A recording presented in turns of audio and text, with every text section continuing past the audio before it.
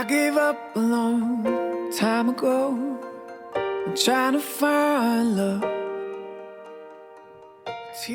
Hey guys, it's Chelsea with Austin Underground. I am sitting here with Jon McLaughlin. How are you doing? I'm good. How are you doing? I'm doing good. Thank you for asking. We'll go ahead and get started. So your album, Like Us, just came out like the other day, October 9th. A week ago today. Yeah. A week ago today, yeah. How's that been for you? It's been great. It's been, like, the response has been really great. I was really excited about this record, as I am with every one. But with this one, I kind of doubled down. I went back and worked with an old producer that I had worked with before, John Fields, who's a genius. Yeah. And I just felt really good about the album. And it's always nerve-wracking, like, putting an album out after you've sat there with the music and no one's heard it and you don't know if it's any good or not. But people are really digging it, so. How do you know when the album is done and, like, you're ready to release it? You don't really know. You always think you're going to reach that point where you're like, okay, this is done. But Bruce Springsteen actually has a famous quote where he said, you never actually finish a record, you just abandon it. It's just eventually you're just like, you could just keep going forever because you're always going to write one more song and you're almost done, and then you write another song and you're like, oh, maybe that's better than this one. And you start playing songs for friends and family and being like, but asking them to rank it, and they're like, well, I like all of them, Yeah. So you just never really know. You can't make like a 22 album or a 22 song album. So you just kind of have to pick what feels right and go with it. Like, while you're on tour, do you ever, or while you're playing the songs, when you're, performing, do you ever, like, change it up a little bit and, like, decide that, you wish that you could have, like, put that one on the record, or? Oh, yeah. All day long. Yeah, like, there'll be something. I mean, this is only our second show of this tour, but I bet by the time we're 5-6 shows in, we will have changed some little thing about one of the new songs, and I'll be like, why didn't we do that on the record? It's so cool. Yeah. But that's just the difference, of the studio and live. And I think that it should be that way. Like, you kind of want, if you go to a show, you don't want the artist to just play exactly what's on the record. You kind of want a little something different, so, yeah. Well, speaking of your album, the first track is completely instrumental, and then there's, songs. And I was looking not even just listening to it, but also just like looking at the stories of each song. Did you mean for the album to be like one, like not one story, I guess, but just kind of like very flowed, like from beginning to end? I know you said it's about relationships. Is it like the beginning to an end of a relationship? Because I know the last song is Walk Away.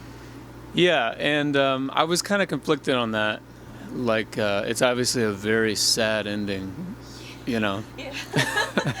But it just felt I didn't really want to make a statement about certainly not making a statement about my relationship with my wife or anything like that with the way that the album ends, but it just felt like the right ending, more so on a musical level,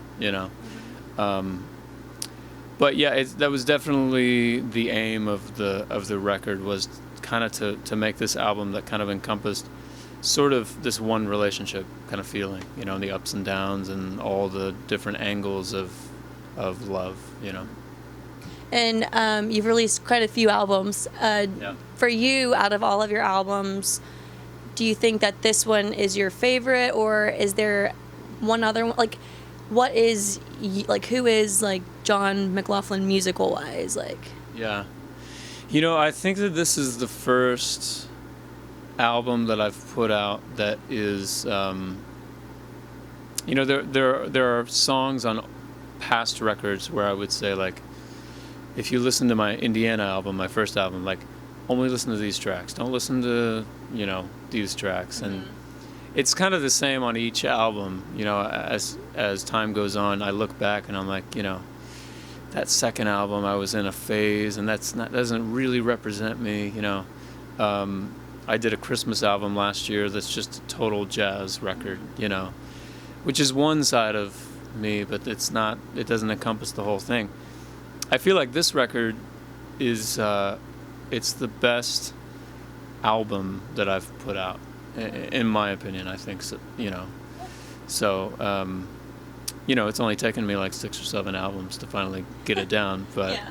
this one kind of like, it sort of shows all the cards, Yeah. Well, you got there. You got there. You're yourself. I'm myself, finally. Finally. Well, okay, so coming off of, your last 2 songs being Let Go and Walk Away, what was the hardest thing you've had to let go or walk away of? Oh my goodness. That's a tough question. Well, I'm 33 years old now, so I've lived a little bit of life, so there are certain, I would say at this point in my life and my career, it's hard to let go and walk away from the different phases, I played with the same band for a good solid 8 years, and there came a time where it just kind of felt like it was sort of the end of that era, and things needed to change, sort of for all of us, And I still play with those guys here and there, but it's not what it used to be. And walking away from that was tough, because it was like a tight-knit family, and it felt like the end of a long run. But it's a good thing. It's like I've kind of experienced the necessity of just kind of living life, and you got to let go of some great times that are just you can't drag them on forever, then it kind of kills it. Yeah. So yeah. I think everyone can relate to that one. Yeah. Okay, and then ending on a happier Okay, good. note. Let's bring it back up. So you've written, I know that you had the song in Enchanted. Uh-huh. What movie or TV show, if you could write a song for, what would you want to write a song for? Even if it's already like ended or been canceled, anything like that. That's another good question. Well, I should clarify, I didn't write the song in Enchanted. So I could say I would love to write a song for a Disney movie. Okay. Well, I did have one song that I wrote for a Disney movie, but so let's check that off the list. So, gosh, that's a great question. If we could somehow bring Seinfeld back on TV, Yeah. and then I could somehow have a song, and they could do another like ending, a different ending than the way they ended it, and then I could write the song for the ending. That would be my ultimate. That was one of my favorite shows of all time. Would you like to make a cameo in that? Yeah, of course. And I could come in and I could sing it, and Jerry could do a duet. I would write his part. Yeah.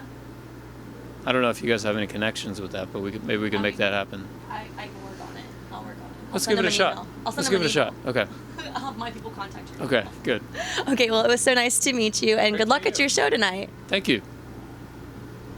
But I want you anyway.